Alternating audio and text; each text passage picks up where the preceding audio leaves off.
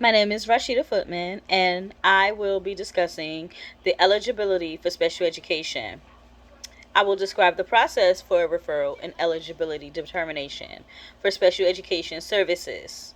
I will explain the timeline, including the typical number of days from referral to evaluation, eligibility determination, and IEP development. Some students display initial concerns that affect their success in school. Initial concerns include but are not limited to academic, social, and behavioral concerns. The school child study team will collect this data to understand more about the student. Documentation helps to show a pattern that may justify the need for a formal IEP referral.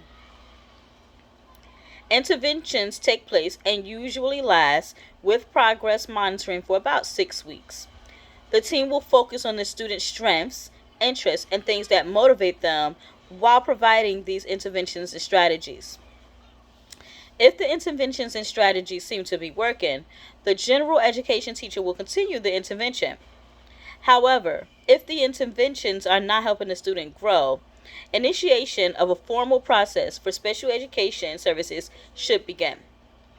Stakeholders such as parents, families, the special education service team, child study team, or anyone who is involved with the student would need to meet to discuss whether or not this child has a disability that directly affects their behavior or academics in school.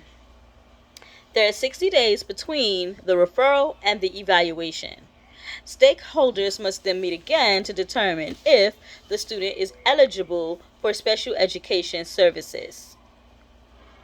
I will now describe the roles of a general education teacher and the special education teachers and how they participate as a team to determine eligibility.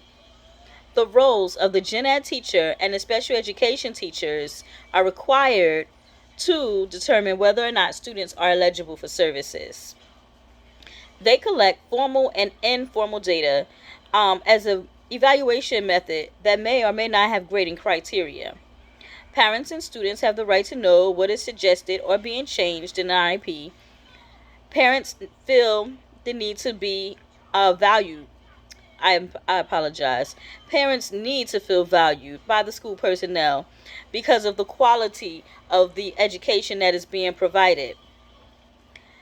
Um, parents Parent intervention is also a critical factor for a child's success, their academic success, and their emotional well-being. I will now address the importance of typical development, understanding it, and how it is used to evaluate students and their eligibility for special education. Understanding the way children develop is essential in order to notice any discrepancies that occur academically, developmentally, or behaviorally. Building relationships when students enter the classroom is necessary. Observing and taking data along with progress monitoring will catch any issues early on. So, being reflective about skill building strategies and their developmental milestones is crucial for student success. I will now identify a formal and an informal special education tool that students use as a part of their evaluation, the psychoeducational evaluation. A formal or informal assessment is used to decide which skill or needs are present. Formal assessments are used to collect data used in student evaluations. They have a grading criteria. Informal data allows an educator to receive immediate data that can be used to address any gaps in learning. For example, a formal assessment is an end of unit math test. This data can be used to compare and evaluate progress and growth during a psychoeducational evaluation.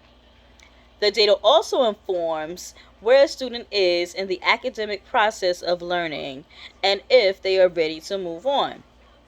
An informal data assessment would be a math exit ticket. This form of data would allow a teacher or educator to track growth at the moment and then offer some immediate feedback to the student. An educator instantly can determine when the learner can or can't do something to make room for the improvement. Now, I will discuss how the effects of culture and academic experiences, family background influence testing results when evaluation for eligibility takes place. The effects of culture and the amount of exposure to academic experience have a direct effect on eligibility. The ways in which students and families interact with learning and different people will be present during testing. Exposure to academic content is also a factor in evaluating the eligibility of students. There are things that may not have been seen or heard that exposure that makes development atypical or impairing. I hope I have answered any questions about the eligibility for special education. Thank you.